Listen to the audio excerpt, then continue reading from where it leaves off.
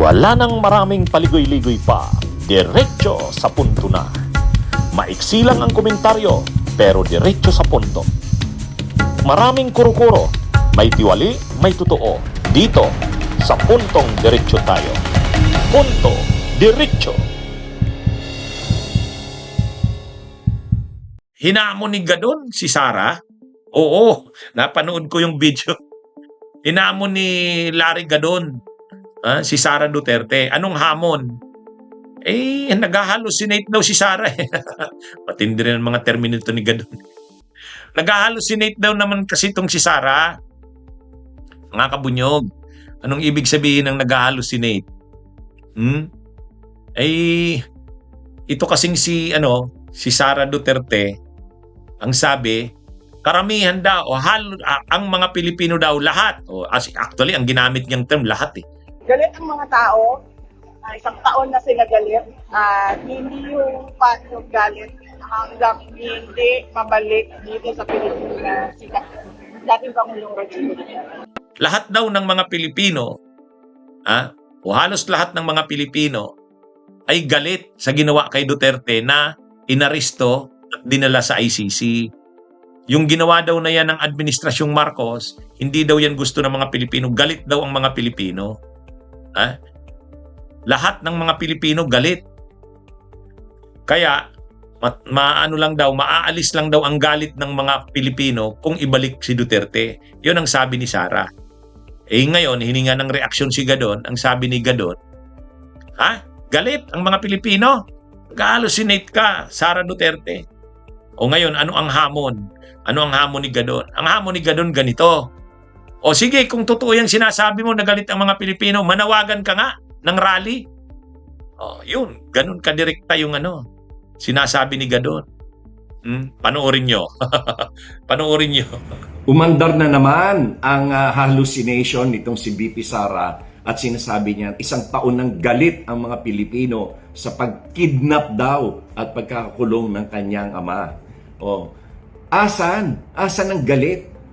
Magtawag ka, hinahamon kita ngayon na VP Sara. Magtawag ka ngayon ng rally dyan sa EDSA. Tawagin mo ang lahat ng mga galit na Pilipino. Tingnan natin kung merong pangkakampi sa'yo. Sige na, magtawag ka ngayon para malaman natin na ang sinasabi mong yan ay isang katang-isip lamang sa'yo.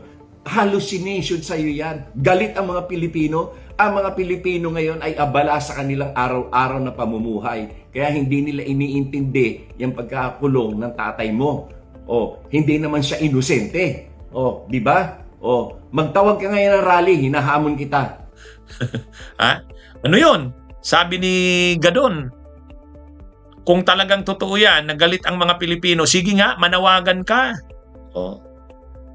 Manawagan ka ng rally. Pag maraming tao ang pumunta, bumuhos ang tao, ibig sabihin, galit talaga ang mga tao. Pero kung manawagan ka, tapos kukunti ang taong pumunta, hindi totoo yung sinasabi mong galit ang mga tao. Yun.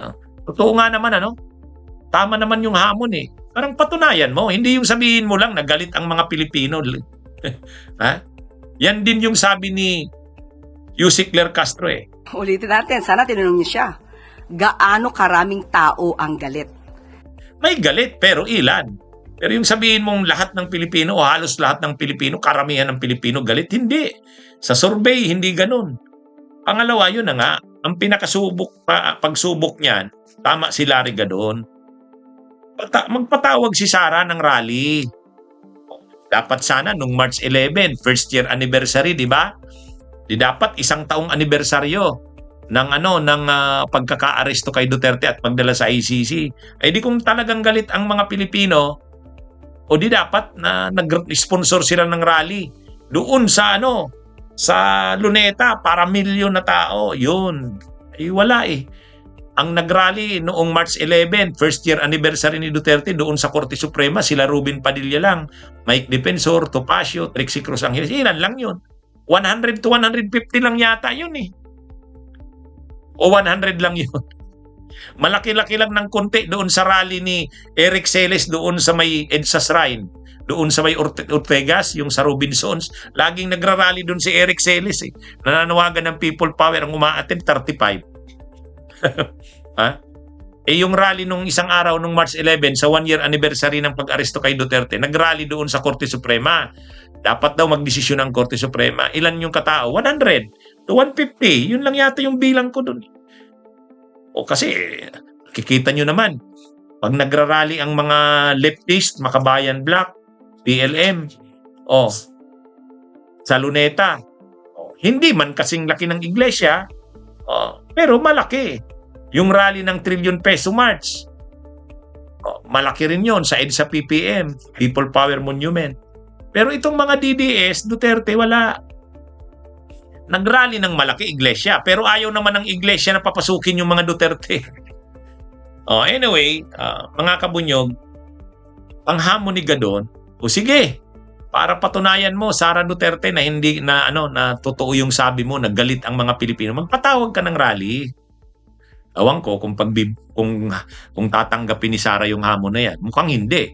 Kasi mapapasubo sila dyan. Wala naman talaga silang tao na namumubilas. Ang dami ng pangyayari sa kampo ng Duterte. Dami ng pangyayari. Nung inaresto si Kibuloy, wala rin. Nanawagan sila, people power.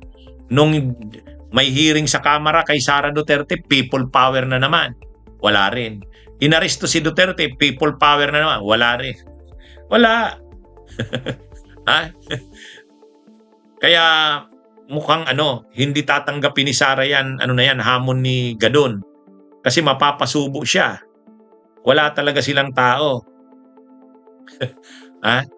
Sinasabi nilang ilang bilyon ba yun? 32 million?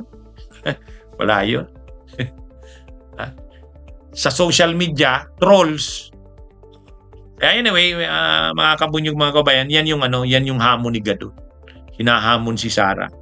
Mag-mobilize ka niya ng tao, ipakita mo. Kung totoo yung sabi mo, na galit ang halos lahat ng mga Pilipino. Galit. Manawagan ka ng rally. Yan yun. Kaya matindi rin ang hamon ni Gadon. Tama naman. Ang problema, wala eh.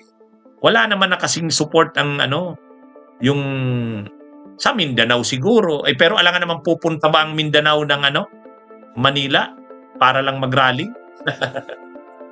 Wala yan. Okay, mga kabunyog, mga kabayan, magandang araw sa inyong lahat. Bunyog, bunyog, halikan na kasama ka.